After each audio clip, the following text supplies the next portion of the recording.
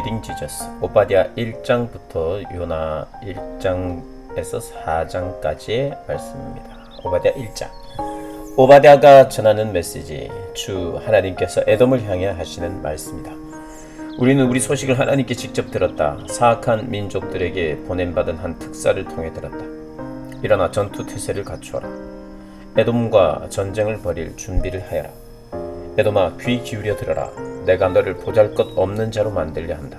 사악한 민족들 중에 가장 멸시받는 보잘것없는 민족으로 만들려 한다. 너는 네가 대단한 자인 것처럼 굴었다.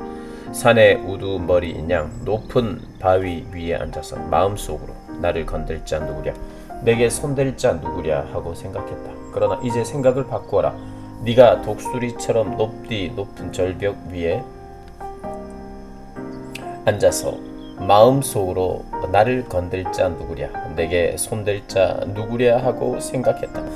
그러나 이제 생각을 바꾸어라. 네가 독수리처럼 높은 절벽 위에 보금자리를 잡더라도, 아니 별들 사이에 둥지를 틀더라도 내가 너를 땅으로 끌어내릴 것이다. 하나님의 확실한 말씀이다. 도둑이 들면 집이 몽땅 털리지 않느냐? 밤길에 강도를 만나면 가진 것을 다 털리지 않느냐? 에서는 그렇게 하나씩 빼앗겨 지갑과 호주머니를 다 털릴 것이다. 너의 옛 파트너들이 너를 궁지로 몰고 너의 옛 친구들이 너를 대놓고 속여 먹을 것이다. 너의 옛 술친구들이 네 등에 칼을 꽂을 것이다. 너의 세상이 무너지리라. 주먹이 어디서 날아오는지도 모를 것이다. 그러니 놀라지 마라. 이는 하나님의 확실한 말씀이다. 내가 에돔에서 현인들을 다 쓸어버리고 에서의 산에서 유명한 현자들을 모조리 없애버릴 날이 올 것이다. 대만아, 너의 위대한 영웅들이 너를 버리고 도망칠 것이다. 에서의 산에 남아있는 자 아무도 없으리라. 네가 네 형제 야곱에게 행한 잔악한 일들이 낱낱이 역사에 기록되었다. 그 일로 나는 모두에게 멸시를 받을 것이다. 역사에 설 자리를 잃을 것이다. 그날 너는 팔짱을 낀 채 그저 보고만 있었다. 낯선 자들이 네 형제의 군대를 붙잡아 끌고 가는데도, 사악한 외적들이 예루살렘을 공습하여 약탈하는데도 그저 수수방관했다. 너도 그들 못지않게 악질이다. 자기 형제가 얻어맞고 있는데 고소해하다니 그래서는 안 되었다. 유다의 아들들이 진창에 처박히는 것을 보고 깔깔 웃다니 그래서는 안 되었다. 고생하고 있는 그들에게 큰 소리를 해대다니 그래서는 안 되었다. 삶이 파탄난 그들을 되레 이용하다니 그래서는 안 되었다. 그들의 고난, 그들의 비참한 모습을 보며 웃고 떠들다니 다른 민족들은 몰라도 너만큼은 그래서는 안 되었다. 얻어맞아 바닥에 쓰러진 그들의 옷을 벗겨 가다니 그래서는 안 되었다. 길 끝에서 기다리고 섰다가 피난민의 길을 막지 말았어야 했다. 모든 것을 잃고 목숨만 건진 무력한 생존자들에게 등을 돌리다니 그래서는 안 되었다. 모든 사악한 민족들을 심판하실 하나님의 날이 가까웠다. 네가 행한 그대로 너에게도 이루어질 것이다. 네가 행한 일이 부메랑이 되어 네 머리를 칠 것이다. 너희가 내 거룩한 산에서 파티를 벌일 것이다. 모든 사악한 민족들이 하나님의 진노를 마시게 될 것이다. 마시고 또 마시고 그렇게 마시다 꼬꾸라질 것이다. 그러나 시온산은 다르다. 그곳에는 쉼이 있다. 그곳은 안전하고 거룩한 장소. 강탈자들에게 모든 것을 빼앗긴 야곱 가문이 제 것을 다시 찾을 것이다. 그날 야곱 가문은 불이 되고 요셉 가문은 맹렬한 화염이 될 것이며 에서 가문은 밀집이 될 것이다. 에서는 화염에 휩싸여 연기로 사라질 것이다. 잿더미만 남을 것이다. 하나님께서 그렇게 된다고 분명히 말씀하셨다. 남방에서 온 자들이 에서의 산을 차지할 것이다. 산 기슭에서 올라온 자들이 블레셋 사람들을 괴멸시킬 것이다. 그들이 에브라임과 사마리아의 농장을 차지하고 베냐민이 길르앗을 차지할 것이다. 그 전에 이스라엘 포로들이 돌아오고 사르밧 북쪽에 이르기까지 가나안 땅을 차지할 것이다. 저 먼 북서쪽 스바랏에서 예루살렘 포로들이 돌아와 남쪽 도성들을 차지할 것이다. 시온산에 구원받은 남은 자들이 에서의 산에 들어가 정의롭고 공정하게 다스릴 것이다. 하나님 나라를 높이는 통치를 펼칠 것이다. 요나 1장. 오래전 어느 날 하나님의 말씀이 아밋떼의 아들 요나에게 임했다. 일어나 큰 도시 니느웨로 가거라. 가서 그들에게 말씀을 전하여라. 그들의 악행을 내가 더 이상 두고 볼 수 없다. 그러나 요나는 일어나서 하나님을 피해 다른 방향인 다시스로 달아났다. 욥바 항으로 내려간 그는 다시스로 가는 배를 발견했다. 그는 뱃삭스를 지불하고 다시스로 가는 사람들과 함께 배에 올랐다. 하나님에게서 최대한 멀리 달아나려는 것이었다. 하나님께서 바다에 거대한 폭풍을 보내셨다. 집채만한 파도가 일어났다. 배가 당장이라도 산산조각 날 것 같았다. 선원들은 공포에 사로잡혀 저마다 모시는 신들에게 필사적으로 도움을 청하며 소리를 질러댔다. 그들은 배의 무게를 줄이기 위해 배에 실었던 물건 전부를 바다에 던졌다. 그 와중에 요나는 배 밑창에 내려가 잠을 자고 있었다. 그는 아주 깊이 잠들었다. 선장이 그에게 와서 말했다. 아니 지금 뭐하는 거요? 잠을 자고 있다니. 일어나서 당신의 신에게 기도하시오. 어쩌면 당신의 신이 우리가 처한 공경을 보고 우리를 구해줄지도 모르잖소. 그러자 선원들끼리 말했다. 한번 진상을 파헤쳐 봅시다. 이 배에 탄 사람들 중에 누가 이 재앙을 불러왔는지 제비를 뽑아 알아보는 게 어떻겠소? 그들이 제비를 뽑으니 요나가 걸렸다. 그들이 요나에게 다그쳐 물었다. 어서 털어놓으시오.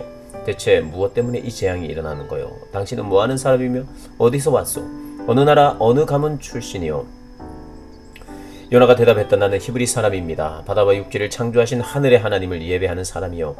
그 말에 흠칫 놀란 선원들은 겁에 질려 말했다. 대체 당신이 무슨 일을 저지른 거요?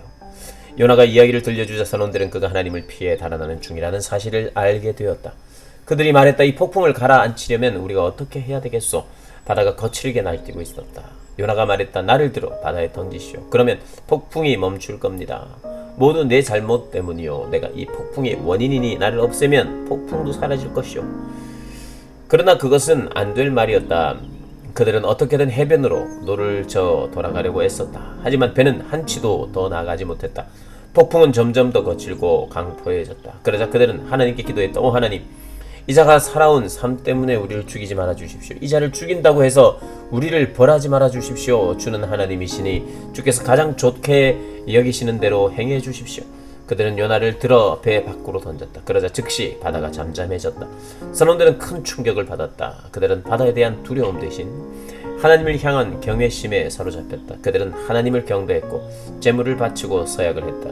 그때 하나님이 한 거대한 물고기를 보내시니 그것이 요나를 집어삼켰다. 요나는 사흘 낮과 밤을 그 물고기 뱃속에 있었다. 2장. 그러자 요나는 물고기 뱃속에서 그의 하나님께 기도했다. 그가 아뢰었다. 심한 고통 속에서 하나님께 기도드렸더니 그분이 내 기도를 들으셨습니다. 무덤의 뱃속에서 도와주십시오 외쳤더니 주께서 나의 부르짖음을 들으셨습니다. 주께서 나를 대양 깊은 곳에 물 가득한 무덤 속에 던지셨습니다. 대양의 파도와 물결이 내게 부딪혀 왔습니다. 나는 말했습니다. 내가 내던졌습니다. 주의 시야 밖으로 내던졌습니다. 다시는 눈을 들어 주의 거룩한 성전을 보지 못할 것입니다. 대양이 나의 멱살을 잡았습니다. 태고적 심연이 나를 꽉 움켜 쥐었습니다. 산들의 뿌리가 놓인 해저에서 해초들이 내 머리를 휘감았습니다. 나는 사람의 몸이 닿을 수 있는 가장 깊은 곳까지 내려갔습니다. 내 뒤에서 문들이 쾅 소리를 내며 아주 닫혀버린 듯 했습니다. 그러자 하나님, 나의 하나님, 주께서 나를 그 무덤에서 끌어올려 살리셨습니다. 내 목숨이 사그러져 갈 때에 내가 하나님을 기억했고 나의 기도가 주께 이르렀으며 주의 거룩한 성전에까지 닿았습니다. 헛된 신들, 가짜 신들을 예배하는 것은 유일하신 참사랑을 등지는 것입니다. 나는 주님을 오직 하나님을 예배하며 소리쳐 감사드리겠습니다. 그리고 주 앞에서 약속한 것을 이행할 것입니다. 그 구원은 하나님께만 있습니다. 하나님께서 그 물고기에게 말씀하시니 물고기가 요나를 해변에 뱉어냈다. 3장. 그런 다음 하나님께서 요나에게 다시 말씀하셨다. 일어나 큰 도시 니느웨로 가거라. 가서 그들에게 말씀을 전하여라. 나는 그들의 악행을 더 이상 두고 볼 수 없다. 이번에는 요나가 하나님의 명령에 순종하여 니느웨를 향해 즉시 출발했다. 니느웨는 가로질러 지나가는 대만 꼬박 사흘이 걸리는 아주 큰 도성이었다. 요나는 그 도성에 들어가서 하루 길을 걸으며 말씀을 전했다. 40일만 지나면 니느웨는 쑥대밭이 될 것이다. 니느웨 사람들이 듣고 하나님의 말씀을 믿었다. 그들은 도성 전체에 금식을 선포하고 자신들의 회개를 나타내 보이기 위해 베옷으로 갈아입었다. 부자도 가난한 자도 이름 있는 자도 이름 없는 자도 지도자도 백성들도 모두들 그렇게 했다. 이 소식이 니느웨의 왕에게 전해지니 그도 왕좌에서 일어나 왕복을 벗은 뒤에 베옷으로 갈아입고 잿더미 위에 앉았다. 그러고는 니느웨 전역에 다음과 같은 공문을 발표했다. 누구든지 물 한 모금이라도 마시거나 밥 한 술이라도 입에 대서는 안 된다. 남자든 여자든 짐승이든 너희 양떼와 소떼를 포함해 모두 마찬가지다. 사람이든 짐승이든 모두 베옷을 입고 하나님께 살려달라고 부르짖자. 모두 악한 생활에서 돌이키고 손을 더럽힌 강포한 길에서 떠나야 한다. 누가 알겠는가? 행여 하나님이 뜻을 돌이키셔서 우리에 대한 생각을 바꾸실지, 우리에게 노하기를 그치시고 우리를 살려주실지. 하나님께서 그들이 악한 길에서 돌이키는 것을 보시고 그들에 대한 생각을 정말로 바꾸셨다. 그들에게 행하겠다고 말씀하신 일을 행하지 않으셨다. 4장. 요나는 화가 치밀어 올랐다. 그는 분을 터뜨리며 하나님께 소리를 질러 댔다. 하나님, 내 이럴 줄 알았습니다. 고국에 있을 때부터 이렇게 될 줄 알았습니다. 그래서 내가 다시스로 도망치려 했던 것입니다. 주님은 지극히 은혜로우시며 자비로우신 분이라는 것을 웬만해서는 노하지 않으시고 사랑이 차고 넘치며 벌을 내리려고 했다가도 툭 하면 용서해 주시는 분이라는 것을 내가 진작부터 알고 있었습니다.